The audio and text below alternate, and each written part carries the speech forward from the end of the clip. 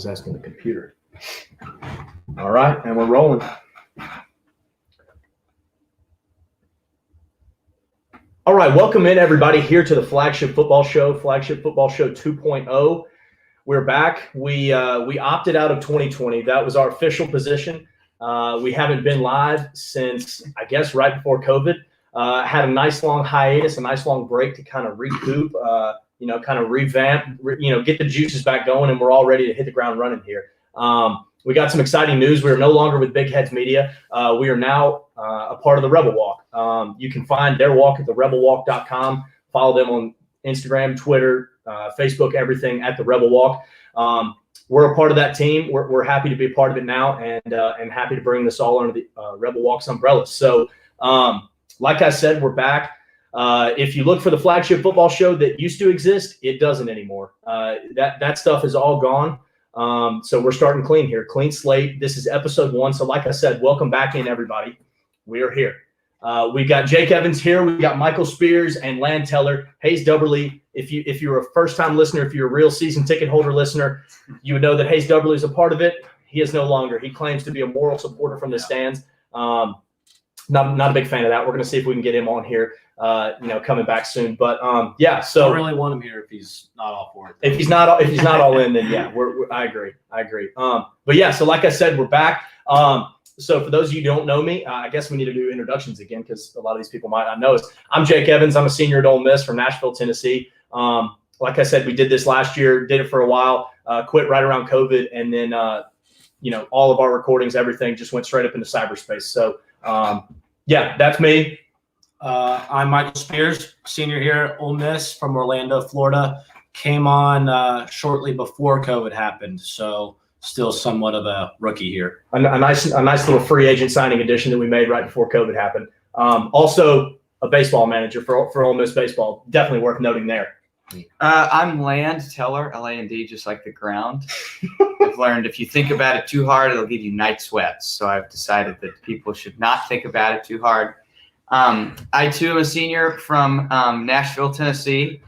And I guess... Fun fact. About me? Yeah, about you. Oh. I wish I would have known this before. Don't think too hard. Okay. Yeah, exactly, man. Your intro did kind of blow ours out of the water. It really did. Well, I mean, I do what I can. I had Canes for dinner tonight. Not fun. Definitely a fact, though. Okay, so let's just move on from that. That was real bad there. Yeah, that was real bad. I didn't have any preparation. That was and if you heard that was our ex-producer, Neil and Gamble, chipping in from the couch over there. We realized shortly before starting tonight, we thought we were going to be retaining Nealon. However, he has been furloughed for eternity. His job has been outsourced to a computer, and that is what you're seeing us on here now. That is the future, my friends. That's right. We sent him the email, like we're going in another direction. Yeah, we were very nice and polite about it, but when it comes down to it, we think a computer can do it better than it was actually just a... Yes. I got some beer in the exchange. It turned out all right. It is what it is, All right, so we're going to start here. If you've been keeping up with Rebel basketball lately, that's where we're going to start. If you've been keeping up with Rebel basketball, you're probably not too happy. The Rebels right now not looking, as well as they were expected to, sitting at 7-6 right now, 2-4 in conference play. However, we will say the big highlight, I would say probably of the season so far, was Ole Miss's huge win last night against Mississippi State. Went down to Starkville. I don't even have the final score pulled up. What was the final score? Do y'all remember? I don't know, but anyone against State's big. Yep. Yeah. 64-46. So Ole Miss played a fantastic game. I know you said you didn't watch it. I'm assuming you did. Yeah, some of it, most of it. No, I watched it all. Yeah. Yeah. So the Rebels went down to Starkville, put together a great performance, probably the best one we've seen so far this season. It was a great defensive game from both sides, really. Neither team shot the ball very well. It was just kind of one of those slow games. And it was kind of funny because at the same time we had Alabama absolutely running up the score on LSU. So yeah, this game right here was a defensive battle. Ole Miss kind of just hammered them for all, really that's all it was. It was a slow game. It was slow coming out of the gate, but in the second half, the Rebels really put it on them, really started to pull away. And they really never trailed in this game. They were kind of in the driver's seat the entire time, I would say. Against State, Ole Miss has won 11 of the last 15. That's always a good thing. That's always worth noting, especially in kind of a down year like this, because, if you can't beat your rival, then it really all goes out the window.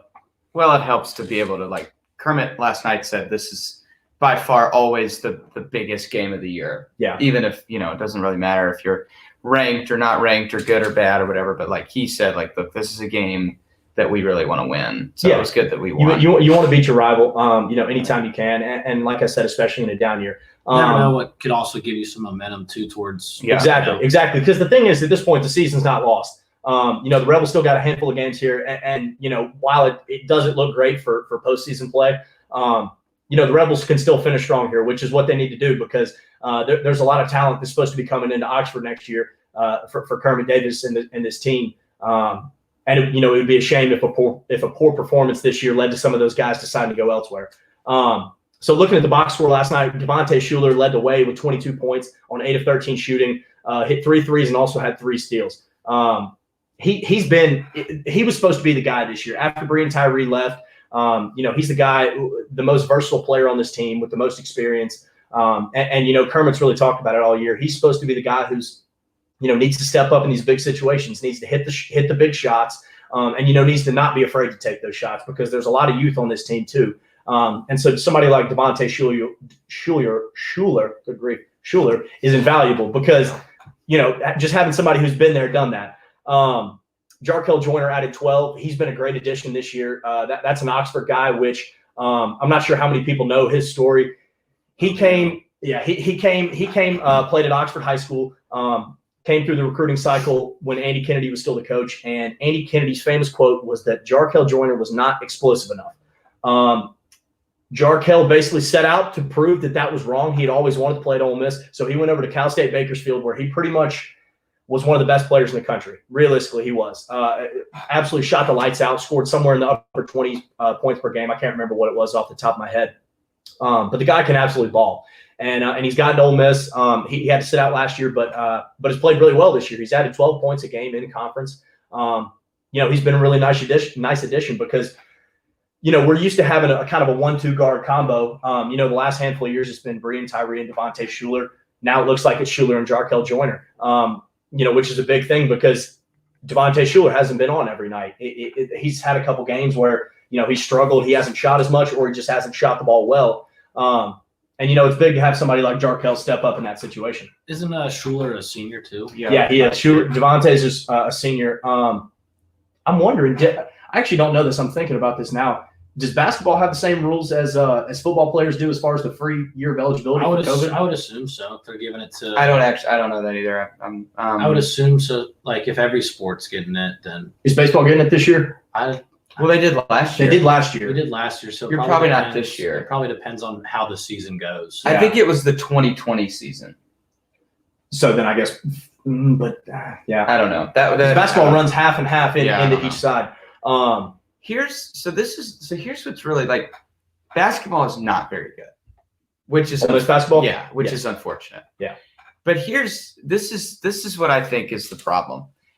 A lot of things had to happen for us to be really good, and we kind of assumed they would. We assumed Devontae Schuler would kind of bring his A game and have his best season. We assumed that Jarkel Joyner, Matthew Murrell, Romello White, all these new guys were just going to kind of step on the court and immediately contribute. And just mesh and just play. Right. Yeah, and none of that has happened. Devontae Schuler has not been the all-SEC caliber player that we were kind of hoping he would be, like you said. When he stepped on campus, wasn't he supposed to be? He was supposed to be, He was Devontae was a guy who played with Zion Williamson and was that what you just texted me? Yeah, I just texted you that. He played with John Morant and Zion Williamson in South Carolina in AAU ball growing up. And it's kind of crazy too, because for years, since Zion Williamson's been a media sensation since he was like 15. Yeah. He's been doing interviews forever, and multiple times he's referenced Devontae Schuler. People have said, "Oh man, you played on that team with John Morant," and most people don't even mention Schuler in that conversation, because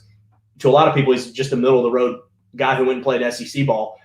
Especially when you compare it to Zion Williamson and John Morant, who are both in the NBA. But I was going to say helps they're in the NBA. Helps that was your 1 and 2, number 1 and number 2 picks there. But yeah, he said over and over multiple times, he said, look, the most talented guy we played with on that team, it was not me or Ja, it was Devontae Schuler.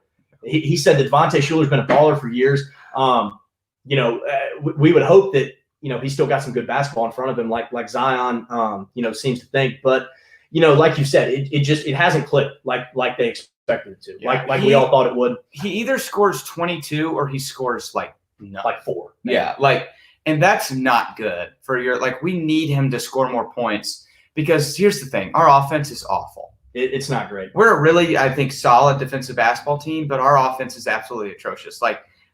Outside of Schuler needs to score more. Jarkel's slowly starting to kind of get going. If he can start becoming that elite scorer that we want him to be, we'll be a lot better. And Matthew Morrell has got to get better. He's a freshman. I almost said rookie. He's a freshman.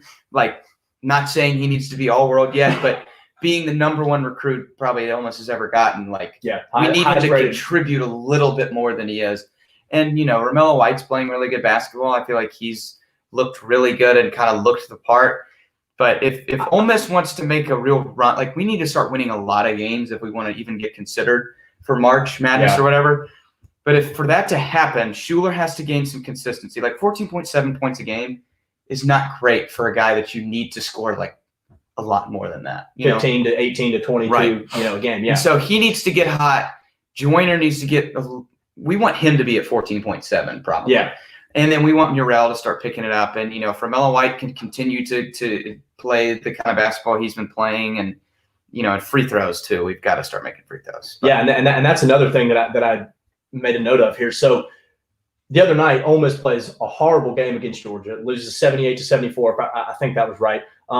They shoot 5 of 15 from the line, which is just atrocious. If you win a basketball game shooting 33% from the free throw line, charity stripe, you played the worst basketball team that's ever existed.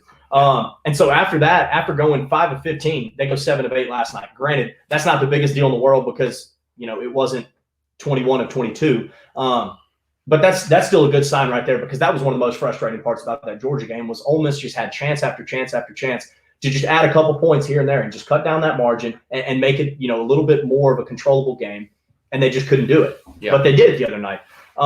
Certainly we came to a point after the Georgia game, after last week of basketball, that something had to change or this could get really bad really fast. And so you saw a lot of I don't think Austin Crowley touched the floor yesterday.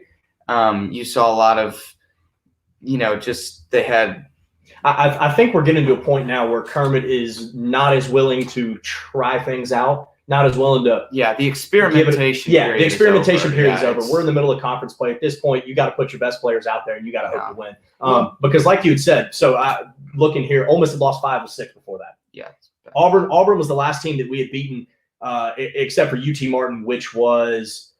What day was that? That was probably over a month ago, I'd say. I can't find the date here. It had been since before Christmas. While. Yeah, Ole Miss had won again. Yeah. Besides that Auburn win, it had been before Christmas since Ole Miss had won. So this was huge for a number of reasons. One, just because it's Mississippi State, it's the rival. But two, just because this was a team that was sliding and it was going in the wrong direction very hard, very fast. So looking from here on out, they've got 11 more games to go.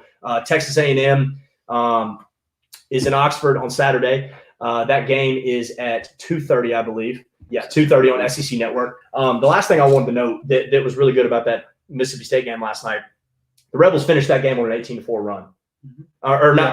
Didn't finish that game on an 18-4 run.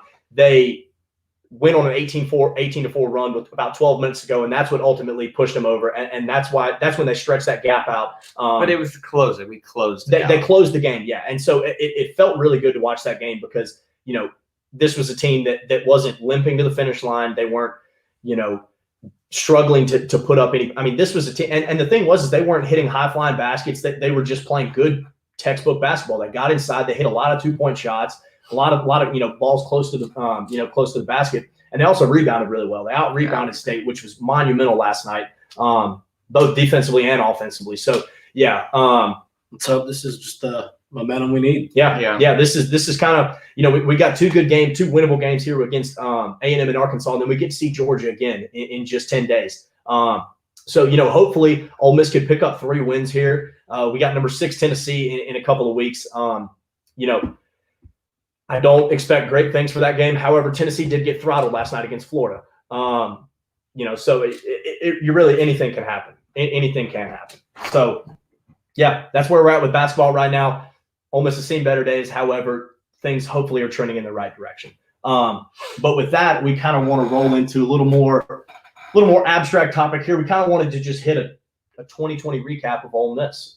Just kind of Ole Miss athletics in general. The myth. The myth. Mississippi. Since we were gone for pretty much all of 2020, figured we'd hit some high points because for all the bad stuff that did happen in 2020 for everybody, as an Ole Miss sports fan, we've certainly seen worse years, I would say. A couple things we got here. Bree and Tyree scores 40 versus Mississippi State at home. Man, what a day! I remember that one. You were definitely at that one. I think I was. Yeah, to be honest, that's Probably not. You were probably baseballing. That was a long time ago. So Bree and Tyree scoring 40 against Mississippi State. Heard about it though. Huge. Tell you about this one. This guy right here. Baseball takes two of three from number 1 Louisville I was on opening weekend. I was there. Whoo, man. Yeah. I want your.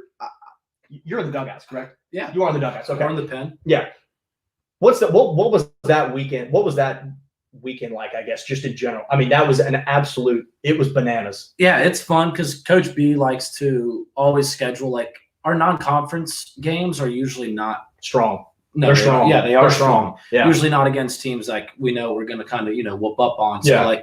having number 1 Louisville come into Oxford to open up and then the 17th overall pick on Friday night, and then I think the 20th or 30th pick on Saturday, and Reed Detmer's, hats off to him. I mean, pitched really good against Doug. So but we put 4 up on him, and then Saturday came back on swing day and just got after Bobby Miller. So and then Sunday's game was absolutely electric. And so having Swayze, packed for opening weekend against the number 1 team and to come out on top with a strike him out, throw him out to end it and get a 2 out of 3 was absolutely. That pissed everyone off. Oh my gosh, I forgot that was the one that it was from when the spike when they debuted actually no, that probably when they debuted it, but they had the spike on the that's strike. That's kind of when it blew up. Yeah. That's when everybody saw it because that was when Gray and Ant have been doing that for a while. It's just it blew up. We took 2 of 3 from the number 1 team. Chatagnier are more flashy guys. They kind of really like the camera. Gray's more subtle. Yeah, fair enough. Yeah. So the blonde hair flowing out of the hat and everything, and slam dunk. Maybe they could get higher too. Maybe Gray didn't get high enough. Yeah, it helps that it's a work in progress. They're both smaller guys. Oh yeah, so maybe Ant really had to get up there with Gray. So had to do a little. It was just kind of and then Servideo really had to go. Yeah, it wasn't aesthetically pleasing as we said in the biz. Yeah. So that right there, we kicked off baseball season with two out of 3 good wins against number 1 Louisville. Season ends up getting cut short. However, the Rebels 16-1. 37 home runs in 17 games, the most in the country by a long shot. It was an absolute bomb squad at Swayze. Yeah. I remember I think the last season of the year was Princeton, wasn't it? Right before spring break, or did y'all have? Yeah. It was Princeton because y'all absolutely kicked the crap out of Princeton 3 nights in a row. Yeah, because we went Louisville, Xavier, ECU, and then Princeton. I think so. Yeah. And didn't we hit 37 home runs? Yeah, that's what. Yeah, 17 games. 37 and 17. Like I said, absolute bomb squad. I mean, y'all were kicking on another level last year. I mean, I don't know. I mean, that's got to be the best hitting baseball team you've ever been a part of, ever seen. I would think, right? I mean, it seemed like everybody was swinging at basketballs all season long. Yeah, it's really my freshman year when we won the SEC championship and lost the heartbreaker to Tennessee Tech. Yeah. I feel like it's one of the best teams to never make it to Omaha. Probably so. Yeah, that team offensively was really, really good. Yeah. 1 through 9. There wasn't a hole. Lineup. Yeah. Last year it's hard to say because we hadn't gotten to SEC play yet. Mm-hmm. So who knows with the freshmen that were stepping up and being big, who knows what would have happened coming into SEC play or the JUCO guys that we had. Mm-hmm. But I mean, for the 17 games, it was electric. Awesome. It was electric. It was awesome. But hey, I'm a little biased too because we got a ring from my freshman year. Mm-hmm. So, that's true. The 18 team was. I forgot about that team. That was an absolute gut shot that freshman year because that team seemed Like they had a one-way ticket to Omaha. Yeah, we did. Yeah, we did. So then tagging on top of that, you get Anthony Servideo and Tyler Keenan getting drafted in the 3rd and 4th round. Servideo to the Orioles, Keenan to the Mariners. Both are still with those teams, correct? Yeah. Haven't been moved. Okay, good. Yeah, both of those guys. Those were two of the big pieces on that team last year. Servideo absolutely hit the lights out last year. Keenan hit the ball just as well as he always has. And hit the weight room finally. There you go. That'll do it. That'll do it. He hit the weight room. It worked out. He like I said, he knocked the crap out of the ball. And you know, the big shots up in the MLB sure like the left side of Ole Miss's infield. Move on. Football. Yeah. Great year. Yeah. Great year for NFL Rebels. Exciting. Oh, man. Just Ole Miss football in general. Probably the best year that we've seen since, I would imagine, 2015 Sugar Bowl. Yeah. I Probably. Because mean, then you had all the draft. Yeah. Because then we dropped off the cliff there quick. Yeah, that 2015, like when all those guys got drafted and then on. Yeah. After that. So we have Something happened. something. We won't say. Something Matt happened. O'Hara? So then we got DK Metcalf.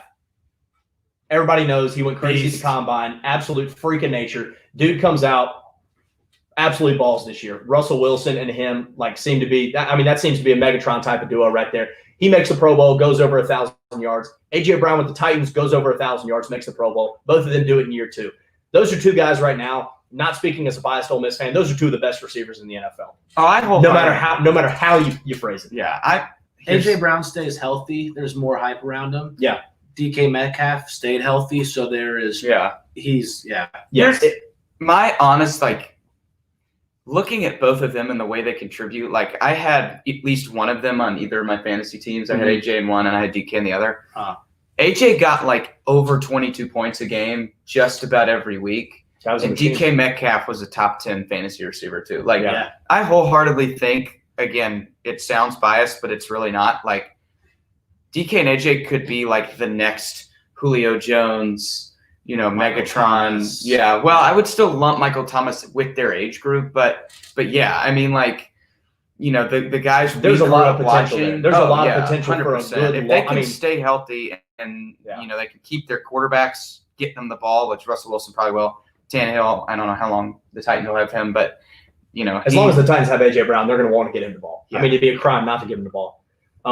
It certainly just makes Phil Longo look silly. So for you fantasy guys out there, don't sleep on them for a 4th or 5th round pick next year. I'm 100%. saying you got to take them early. Those are two dudes to snag right there because I'd say 3rd, 4th probably. Depends on Because you got to get through too. Yeah, Depends on PPR. You got to get through your. There are some guys. The number 9th wide receiver in fantasy was DK Metcalf. Yeah, no, I know. I'm just saying, slip to the 3rd round. Well, it also depends on how many teams you got. If you got I hope you're not playing with 6 teams. That's true. Yeah, I'm just true. saying. You might. You might. That sounds like something Land would do, but I don't know about the rest What's of it. that supposed to do? Yeah. Another huge note. I mean, biggest shout out. Anybody who listened to us the first time around, we had Dawson Knox on for one of our episodes. Had a great interview with him. Dawson's one of the nicest dudes in the world, and he was criminally shackled by Phil Longo while he played at Ole Miss. It was the worst thing we've ever seen. Everybody was frustrated by it because the guy can play, and Phil Longo just refused to give him the ball. I don't know what the deal was there. A single touchdown in his entire career. He didn't score a touchdown from the time that he was a senior in high school until he got to the NFL. Yeah. And finally, the Bills freed him from those shackles this year. He contributed and showed people that, yes, in fact, he can play football. Even last year. Yeah. Even last year. I'm pretty sure he scored 4 touchdowns this year. I think That sounds right. I think 3 or 4 is probably about right. Yeah. But he then scored again, in the playoffs. I know that. He but- scored 1 last year. I think he I scored think he had one his 2. freshman year, 1 or 2 his rookie year, and then But then I'll say again, that he's also playing on a team with Stephon Diggs, who's catching about 10 balls a game, Yeah. and Cole Beasley too, who's Cole also Beasley catching had a about good year. 8 games. When he's not the only tight end. They have a Yeah, couple. yeah. He's not the primary target on that team, and he still managed to have a solid year. So shout out Dawson. We love to see that. Not 20. We're going to call it 2020. A huge win in the Outback Bowl. Ole Miss goes and beats number 11 Indiana. You're kind of getting ahead of yourself. How? What about the whole rest of the football season? Yeah, what about the excitement Lane Train brought to Oxford? Hey man, look, that's the sorry, that was the next bullet point. Yeah. I went out of order here. Yeah, that's Choo choo. Lane Train Back comes to to Oxford. train We'll up. go. Well, yeah. Yeah. Nice. Kissing babies. Yeah, kissing mean, babies on the tarmac. throwing Dude. clipboards. I mean, Oh, that was awesome. Yeah. I mean, That was awesome. Lane was absolutely electric this year. He was everything that Ole Miss needed and more.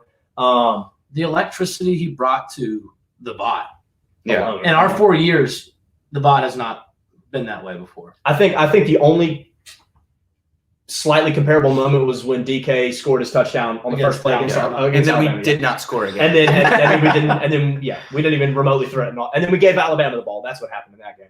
But I'm just saying it's looking up. Oh my gosh. What So was much our so. record? Yeah.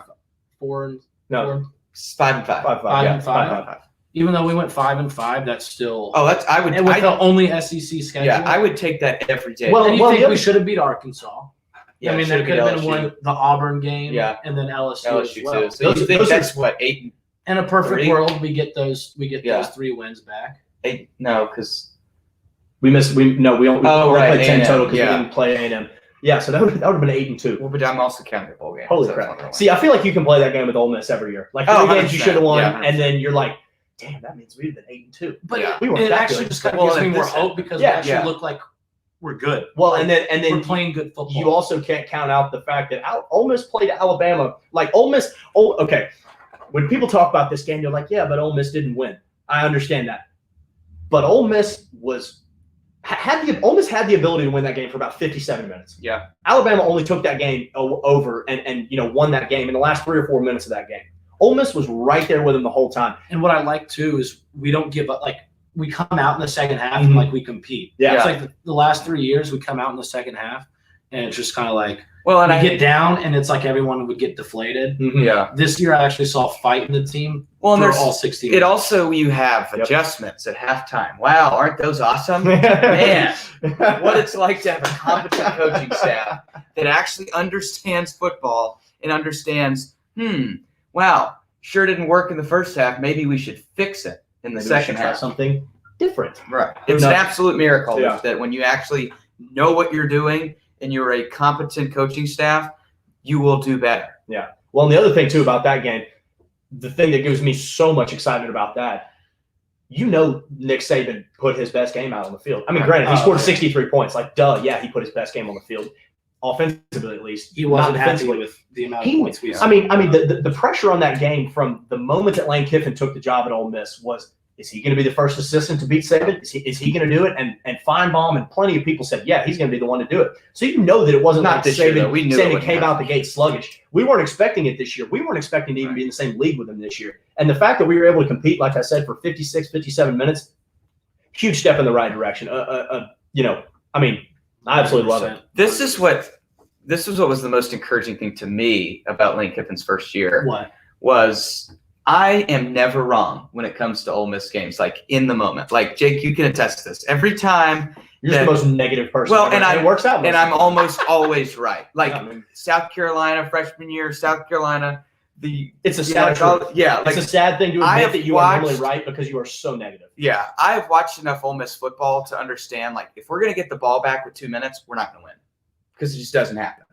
It's Egg Bowl last year. Don't. Yeah, that thing that happened last year. Yeah. I looked at my father dead in the eye and said, Dad, I know it's about to happen and I don't want it to happen. Like, how can we, like, It's and just sure But enough- also some of it has to do with that, like right. dumb decision. Yeah, making right, of and, course. you But know. that's the thing, it all contributes to me. I somehow, some way, I know we're It all gonna culminates lose. into one moment. Yeah. It's you just like, get the feeling you're like something like- bad's gonna happen and then we're gonna lose. Yeah, I mean, it's exactly. like Fair it's like in a enough. horror movie when the one girl walks into the very dark house by Yeah. herself and she starts walking down a hallway. She's like, "Hello, is anyone there?" And it's like, well, yeah, someone's there, and you probably shouldn't go down the hall and check what's Yeah, behind that but she's door in the gonna do it dark. anyway. But she's going to do it And anyway. there's nothing you can do to stop it. And That's you- what's so frustrating Yeah. is about both horror movies Right. and Ole Miss football is you just have you see to where sit it's there going, and watch but it. you just Yeah. you have to watch her walk through the door to the killer clown. and then get a face chopped off. exactly. And it's like why? I mean, it's like that. I think what is it, a Geico commercial where it's like they're running out of the haunted house Yeah. and they're like,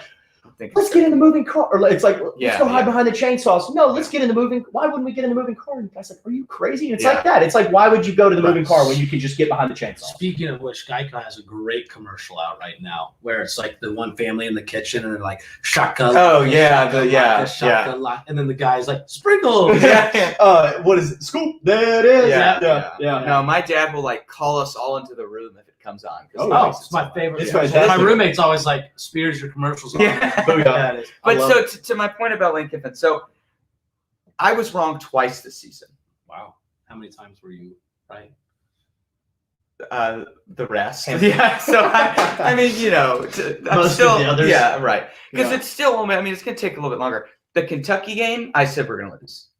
Like I looked at Hayes Everett, I said we're gonna lose. Like when we had the ball, like we had that chance in overtime, whatever. I was like, we're gonna lose. Like this is fun, but we're gonna lose. And we didn't lose. Somehow, some way, they missed the extra point and we won. Yep. And then in the bowl game, I thought we were gonna lose too. Like when Luke Logan missed that extra point, I was like, well, You just see it. You see Yeah, it. like, It's well, like a quick you little see- like there goes that. it's like a little flashback. Deja vu all over again. Yeah. It's well, like one of those little twitches. You're just like, oh my god. yeah, like It's I happening again. was like, okay, well, we just lost that game. Yeah. All right, well, and I was right, and then we were wrong. So I'm telling you, I was 100 for 100 or whatever the number was coming up to Lane Kiffin. a lot for a lot. Yeah, and then now I've lost 2. So Perfect. We love to see Land lose. yeah, I We feel like love I'm Trevor Lawrence, but when it like predicting things, Yeah, because yeah. he's only lost like 3 times since middle school or whatever. Something like that. Yeah. Yeah.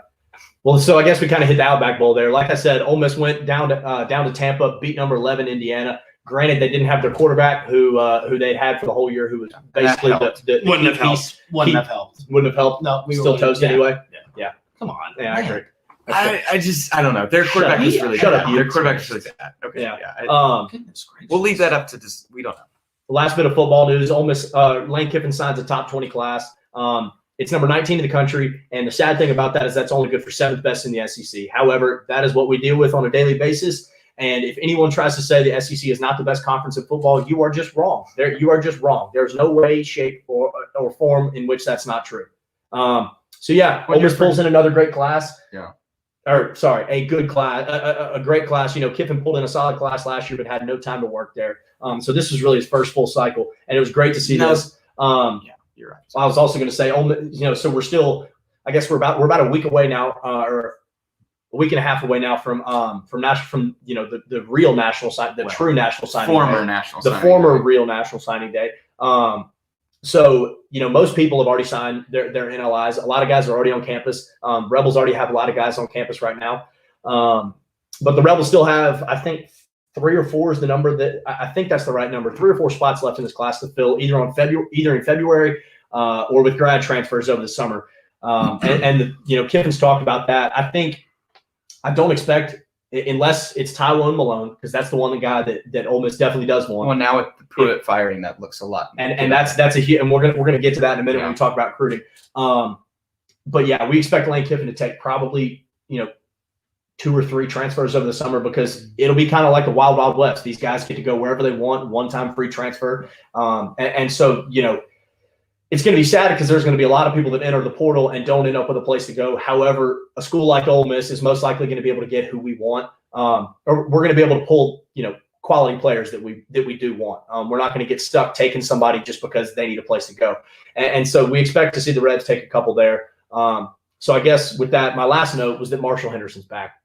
You love that. I mean, Marshall Henderson back on campus. I love seeing him. 3-point contest. He won the 3-point contest when they did their Is little that square something? jam. Should we is that a good thing or a bad thing? I mean, the guy could. Well, here's the thing. Like at first, we're like, "Oh man, that's fun though. That's Yeah. what we wanted to win." Now it's like, "Oh, It's like that started. because nobody can shoot." That's Like, You're like, that's bad that a former player. well, that thought creeped in our head. Like, well, maybe we can't shoot. Oh no, it's just we're it's having just fun. Marshall We're being having fun. Yeah. And actually, it's because no one on our team could shoot worth anything. Oh So well. So yeah, let's jump all the way into recruiting here. Like I said, we're about a week and a half, 2 weeks away from signing day, and hopefully getting pretty close to seeing this class, shirt up. Right now, as it stands, Rebels have 24 signees. Like I said, number 19 in the nation, number 7 in the SEC. The 3 players that I would expect Ole Miss to go after, the 3 guys that Ole Miss would take at this point if they chose to come. 4-star linebacker Trevin Wallace. He's leaning to Auburn right now.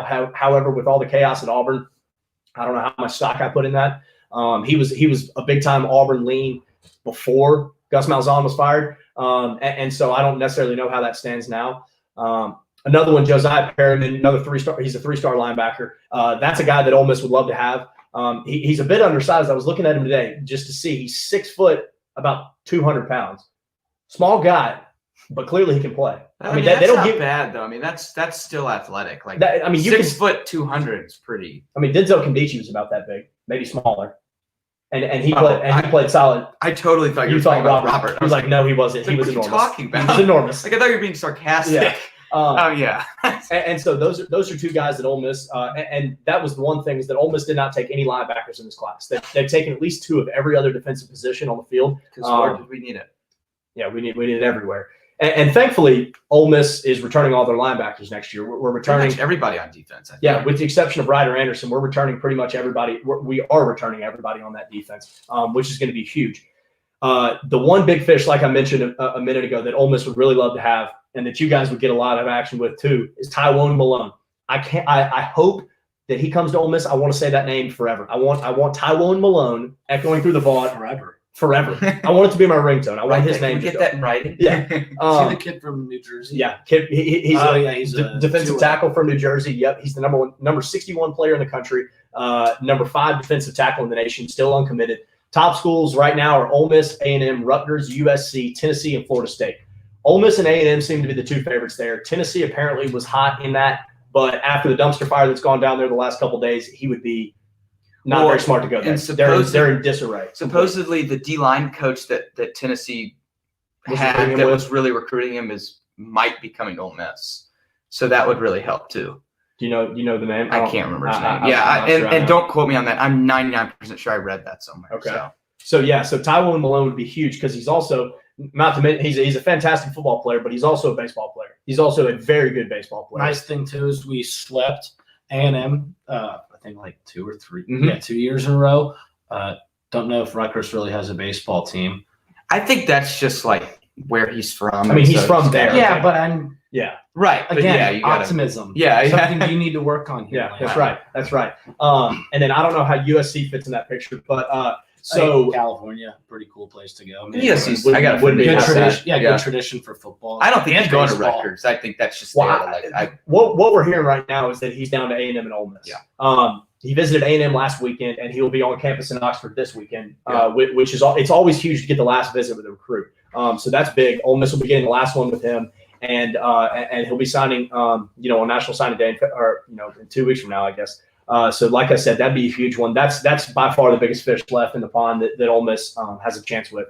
So, looking at the rest of this recruiting class, to just kind of hit you the highlights here. Braylon Brown's the top player that they have in this class right now. 4-star wide receiver from Fort Lauderdale.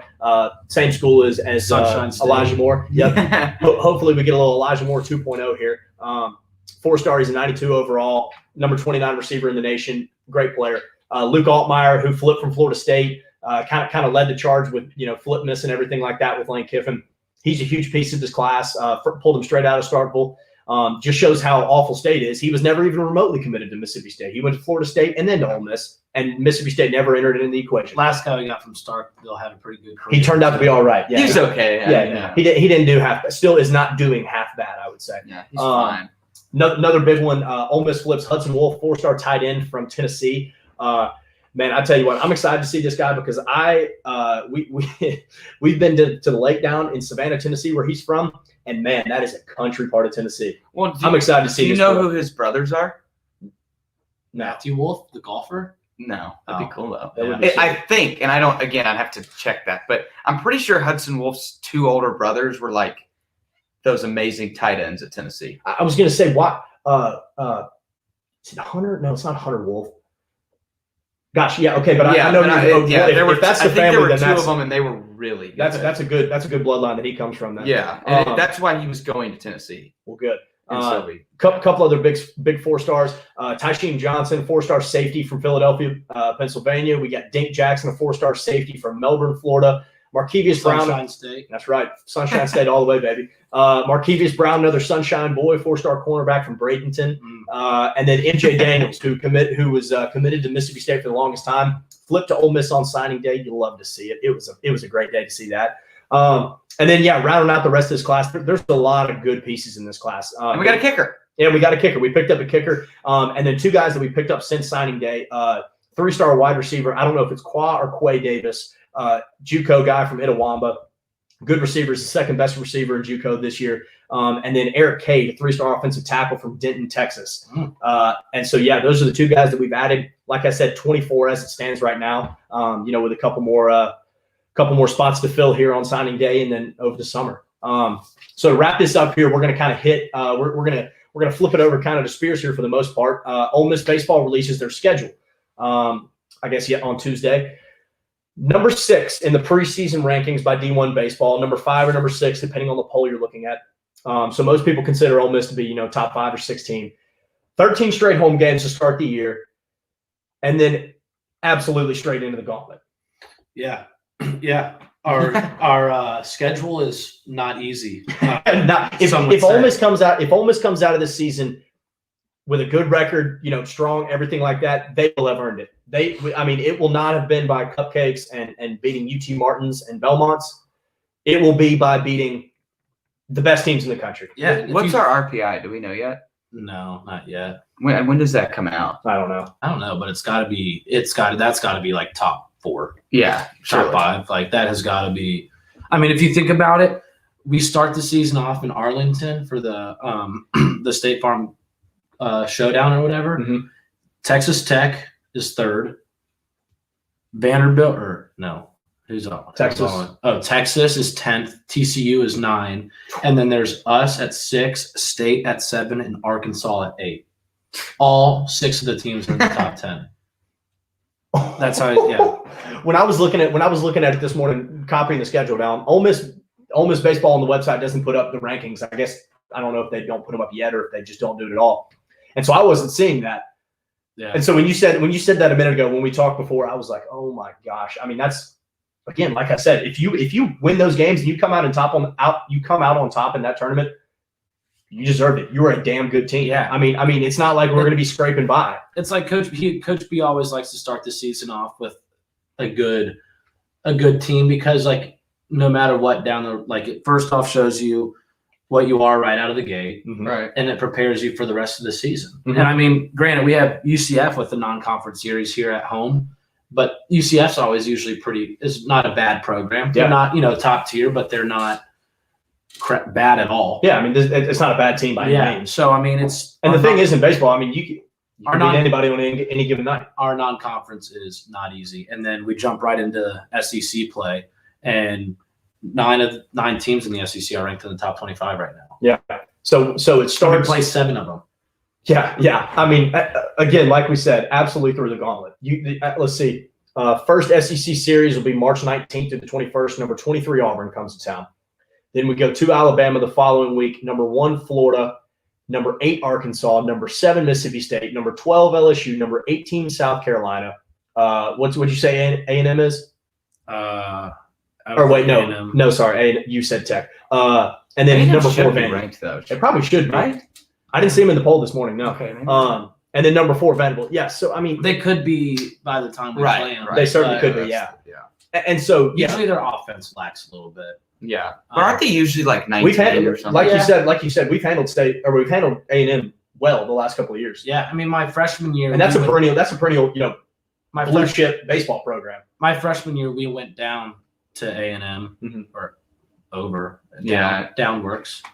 Over-ish. Over there. Downwards. Yeah, downworks. We'll take it. Yeah. And that way. 1, 2 out of 3, and that was that by far has been my favorite road trip of my 3 baseball seasons. Huh. It was electric. You were saying right. And Bluebell Park is awesome. Really? Yeah. Bluebell Park is awesome. Is it compared to Swayze? No, it's not you can't fit as much, but you got the chant ball. Yeah, that's the fans are into it. Fans, they're actually into it. They're not. It's not just a bunch of people watching a baseball game together. Yeah. It's a whole cohesive unit trying to beat the other team. Yeah. Yeah. But having Vandy at home is huge because their Friday and Saturday guy are ranked Kumar, and then Jack Leiter. He's still there. there. Yeah, he's still there. Yeah, Jack Leiter. Are projected 1 and 2 in the MLB draft. Yeah, Friday and Saturday. We have Doug and Gunnar who are both going to be studs, but Vanderbilt has Kumar and Jack Leiter. Florida has Tommy Mace and Jack Leftwich. And then LSU has Jaden Hill, who's a top 15 pick too. Yeah, there's a lot of damn good arms in the SEC. Per usual, that's never not. It's how it goes. But this year, I think with COVID, people have an extra year. It's really ramping up. I think we got Mace were draft eligible last year. Didn't have the years they really wanted to start off the season, so they came back. Were allowed to come back. So that adds 2 huge arms to our conference. That honest question: I can't tell you the last time I've like genuinely thrown a baseball with the intent of like trying to throw it hard. Yeah. Like Where's this going? if How if fast you can you could throw it? guess like how like looking at me, how fast do you think I could toss a ball? 65, 68. I was going to say I'm taking the under on 65. I think 65. I think you'd be tops. wrong. I'm thinking it's going to be like 82 perhaps. Well, Wow. Yeah. yeah, sure, man. Yeah. Kick driven. Yeah. Have at it, buddy. Yeah, so the Rebels host number 23 Auburn, number 8 Arkansas, number 12 LSU, number 18 South Carolina, and number 4 Vandy. We play Alabama, number 1 Florida, number 7 Mississippi State, A&M and Georgia on the road. Yeah. So And Georgia's usually a pretty I was good. about to say, Georgia's Georgia usually might a be top ranked 5 by team. that I don't time. know what happened to Georgia over in the last. I mean, they year and a half. lost a lot of people. I was going to say they must have lost a lot of people because that was the top 5 team 2 years ago. Yeah. COVID must not have been great to them. So yeah, the team returns, like we said, they return everybody, 7 of 9 starters with the exception of Anthony Servideo and Tyler Keenan. And then Doug Nikhazy and Gunnar Hoglund are 2 huge pieces that they brought back this year. Those are 2 guys that are I would imagine heading to the draft if all goes well this year. For sure. High draft picks too. I think I've heard that Gunnar Hoglund's projected first rounders by some people. I mean, out of high school he was. Yeah. And then his freshman year, Solid, settled into SEC Sunday ball. starter, did his job. But last year, and I'm assuming this year, I mean, last year he was awesome. Like he could have been our Friday guy. Like we have. That's the cool thing is like that Doug and him are both Friday guys. So, Yeah. It seemed like from my perspective that Doug settled into SEC ball quicker, which got him to be the Friday guy. Yeah, I just also think too the mentality is different. Like Doug is like, give me the ball, like get after him, go get it. Gunnar, like it took him a while to mature, and I mean now he's got that mentality down where it's like I'm the best. Like he knows he's good. He's controlling the game. There was a little shakiness there his freshman year, but I mean that happens with Fred. He grew into it quick. Yeah, he grew into it quick. And the thing is, I think a lot more now. We're expecting guys to be able to hit the ground, in year 1 as freshmen and just absolutely, throw the lights out. If they're pitcher, pitch the ball really well. Yeah. Whatever sport. I think we're just kind of getting more used to freshmen stepping up immediately. I mean, like we talked about a minute ago, Kumar Rocker throws a no-hitter in the. It wasn't in the College World Series. It was in Super Regionals. Yeah. So he throws a no-hitter in the Super Regionals as an 18-year-old freshman. I mean, you see something like that, and it kind of makes you go, "Oh man, why is Gunnar Hoglund not throwing the ball that well?" And it's like, look, he's 18 years old. Give him some time to mature, and like you said, he eventually settled in, and he's been great since then. Yeah, he was never bad to begin with. No. And we're not saying he struggled and was bad. He just didn't get as settled in as quickly as. That's what's wrong with hype and like publicity. Yeah, it gets everybody thinking that you just got to slow down a little bit. Yeah, slow down a little bit. Give these guys time to mature, especially playing baseball. Throwing a baseball is the single most unnatural motion that the human body can make. I'm pretty sure that's almost like that might be a scientific fact. I think I've heard that before. It's one of the most unnatural motions a body can make. And so to think that somebody who's 18 years old is going to instantly be able to come up and compete with these 22-year-old guys, because that's right when guys start to grow. That's when a lot of these guys grow and mature physically. And to expect an 18-year-old to come in and be able to throw and battle with the best of them right off the bat, sometimes it's just not realistic. But yeah, like I said, both of those guys are back this year, experience under their belts, grown, matured, everything like that. I'm excited this year. Me too. I'm very excited. Me too. I think little chip on our shoulder still. Yeah. Little chip on our shoulder because everybody goes, "Oh, you didn't face a SEC play. Like you only did non-conference." So it's everybody wanted to shoot Ole Miss down because we were all ready to be like, UCF style, hang the banner. We're 16-1. We're the best. Which I'm glad we didn't because from Orlando, it always comes back to bite you in the ass. Being from Orlando. You hate UCF for it? Yeah. Yeah. Like they made their own shirts that they were the national champions. And like they have it in their stadium. Yeah. It's like, guys. It's like, come on, just guys. You just stop. It's not like that. Yeah. I don't hate it for UCF though, because it's UCF. They can because what No, you can't. The American Conference. You can't. Like they did not win the national championship. I mean, it's literally the equivalent of like fake news and everything. It's just like you believe you should have been national champions, but people say you weren't. Create your own reality. Create your own reality. Well, I'm just saying, make it your thing. Like let them do whatever because it's UCF, and I don't really care. They threw a parade. Yeah, they did. Did I they forgot really? about. Yeah, they threw a Yes. parade. That Oh, see, that that's- was why it was a little that's over the a little line. dumb. It wasn't Yeah. just like it They wasn't just hung like it in their woo. stadium. They got rings too. They got rings too. They did. It was full blown. It was not like Okay, honest question. I mean, Has that we're helped champs, with you know. recruiting at all? if it helps you with recruiting, then you're an idiot. You're recruiting idiots. But I mean, you think like, oh, they got a ring for going on, you know, like I mean, you get rings for going to the Sugar Bowl. You get rings for going for that's a lot the thing. of Like, here's the deal. Like, So what in your mind? Would you take a real? who am I in this situation? You're Am I a football. recruit? You're on the team. You're on the team. Oh, You were I'm- Land Teller. Okay. You are Land Teller, number 21 strong safety for the Rebels. Okay. Do you take a real Outback Bowl ring or a fake national championship ring? You earned an Well, Outback Bowl obviously, I'm going to victory. take the Outback, but I'm just saying, like, No, yeah. I'm saying like, so. you- Like I'm just does saying, the like, whole- as a recruit, I'm talking recruiting. Like, here's what makes and things that's why, different. and that's what I'm saying. Would you rather go play for a team that has fake national championship rings, or would you rather go play Well, for a they're team not recruiting at a high level to begin with, but like them, like getting one of like. Here's what I'm saying: did UCF get more play, like steal some players from like USF because of it? You know what I'm saying? Like you can't like obviously it didn't help I them don't enough know. to get 5 stars, but Yeah. like here's the thing about recruiting that makes Lane Kiffin so good. ABC is what we say in this house. Always be recruiting. Literally everything he does I didn't is know where that is was in the going. lens of recruiting. Yep. Throwing the clipboard in the air, that was a recruiting move. Yep. Wearing a Barstool mask in the first game of the season, recruiting move. Titans jersey. Titans jersey. DK jersey. DK jersey. Recruiting. Jordan's on. Jordan's Them wearing the recruiting. gloves. Yeah. Glove. Well, I yeah, mean- because he called him.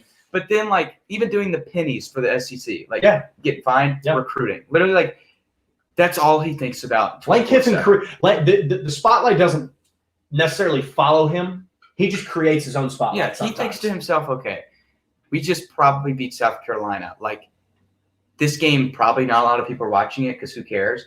I'm going to throw my clipboard 60 feet in the air so that Into the stand. into the I'm gonna stands, throw it so to the that a press kid box. in freaking Seattle, Washington is going to be sitting in his house watching Sports Center, Yeah. And it's gonna having be never thought about Ole Miss at all. Yeah. He's gonna say, And- "I want to play for him." Yeah, and Yeah. then Sports Center says, "Oh, Lane Kiffin threw his which clipboard." they did. Right, Which they did. exactly. That It's game genius. got exponentially So that's more what I'm attention saying. than Like it ever for should have UCF, like that's probably what they were trying to do there.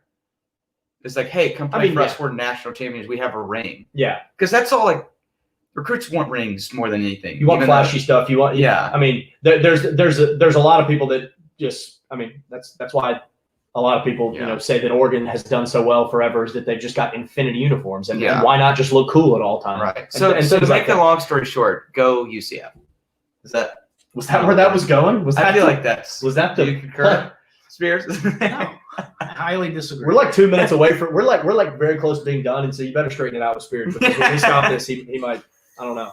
Yeah, I Um, should have made a UCF joke earlier. Yeah. Last note about the baseball season here before we wrap this up. No Governor's Cup. Very sad to hear that. No Governor's Cup down in Jackson this year with Mississippi State or the annual game with Southern Miss that they always play. I'm assuming that those are both COVID related. Most sports now they're trying to, regulate and limit travel as much as they can. And try and keep people as close to home as they can just for COVID reasons. And so I'd imagine that's what that's about. But it still kind of sucks. It's nice to play state down in Jackson. Kind of gets a new audience of This is the Mississippi. fans. I think the fans love it more than Yeah, we do. because the thing is that game is it's not about just Ole Miss and Mississippi State. It's about bringing a different group of fans that can't get to Starkville, can't get to Oxford. For whatever reason, maybe can't watch or pats listen. the Jackson network on the back. It does. I'll tell you Well, what, it's the worst game to travel to, though. Yeah. really. Oh yeah, I dread it. You just hate going to Jackson, or you hate the stadium, hate the No, what it's is it? cool. We get like a really good meal before the game, but it's like it's a Tuesday night. It's a 7 Oh, o'clock true. game. That's true. Yeah. You don't get back until like 1 or 2. Yeah, It's and you played in It's like- Jackson, Mississippi. You didn't Yeah. go somewhere cool. It's Jackson. Yeah, like- you didn't go somewhere cool. You just hit infinity Wait a potholes minute. on the Wait way. a minute. No, it's not. False. That's the center of the universe. Get out of here. Spears. Get out of here, Lance. That's Stop the that. greatest place ever. Get out of here. Jackson. I'm being sarcastic. You're Yeah. done. You're done. All right. Shout so, out to our moral supporter. Yeah. moral support. That's the most ridiculous thing I've ever heard. Maybe we can like taunt him into coming back. Like I just don't want him here if he's not all he's in. got to want it. Yeah, it's all. I think for his first episode now, he's just going to have to stand behind us. He's not going to get a seat. We're not Yeah, gonna he's change gonna the have to setup. earn He's his just gonna have seat. Yeah, he's going to have to earn Yeah. a chair. Yeah, exactly. I think that's fitting. That's funny. That's fitting. This is our podcast. We're going to do it the way we want to do it. Yeah. If we want to trash talk Jackson, dub, we will. Yeah, and if we want to talk about UCF, a lot for some reason than Go we will. Knights. Yeah. All right, so that's it here for the first episode of Flagship. You're gonna grade. Do what? You're gonna grade. You want to grade the football season? Yeah, let's do it. All right, give me a grade. 1, 2, 3. Let's do like a A minus. I think we're we need to wrap this up here. You can't go A minus with a 5-5 record. I think A. What were minus. you gonna say? Oh, this is interesting. B. Oh, okay. Okay. See, this is why we need to do this. Nice. All right, let's be quick with it then. And I like Since I get- JRP coming in as a Taysom Hill kind of thing. I do Yeah. like that. Like, It didn't work ever, but yeah. Like, I mean, he caught 6 What about when he passes for scored like the- 86 well, no, Taysom. I thought you meant like when we would run him in to like. Oh, run him in. no. Oh, no, I'm that saying- didn't work No, well. in the slot. Yeah, 100%. Yeah. Yeah, no, 100%. Yeah, he's got some stickies. So you say B. I say B. Okay. I said A minus. kinda love because it. I think that this year it didn't matter how many games we won or lost. It was all about just the trajectory of the program after. the Yeah, season. no, and I was going as a whole. Yeah. I mean, those are both right so- answers. I like. Yeah. Yeah. So what's It'd your be kind of what's lame. your Bro. answer? Like, hey, pause. Yeah. I would probably say like, if I'm gonna say like if we were going on like a letter grade like scoring, I would say like an which we've been 89.9. doing. Yeah, like an 89.9. which is what the both so of it's us did. not just I'm saying like in scores. Like I'm right Give me between a a B plus and 24/7 an A composite minus. score. Yeah, like Give me- like an A, right between a B plus and A minus. Because like they're like LSU, Arkansas, those were stinkers, and like you can't lose those. But the Auburn game, like dadgummit. But I mean, Yeah, we got to wrap up. Yeah. yeah, but like, yeah. Shut up, Lance. that's what I get for making a UCF joke. I All would right. say I'm gonna say A minus too. Okay, so we shot for about 30 to 40 minutes here. Ended up being about 55. So nothing has changed. We still can't shut up when we need to. Gotta get back and swing We're it. not good at the quota. Yeah. We're going to try to keep these things a little bit shorter so you don't have to hear us drown on, so you can hear the good stuff and get out and get on with your day. But yeah, we thank you for tuning in here to the first episode of the Flagship Football Show 2.0. Oh, gosh, I'm doing it backwards and it's making me look dumb. Flagship Football Show 2.0. We're back here with the Rebel Walk. Check out everybody's work at the Rebel Walk. Evie Van Pelt's running the show over there. She's doing a fantastic job. We've all been good friends with her for a couple years now, and we're so happy to be on the network with her. So check all that work out at therebelwalk.com, social media, Instagram, Facebook, Twitter, everything at the Rebel Walk, and follow us on social media at the Flagship Football Show. We'll see you next time. Booyah, boys. That was pretty fucking money. Oops. You didn't turn it. You didn't stop it. Oh, I didn't. Yeah.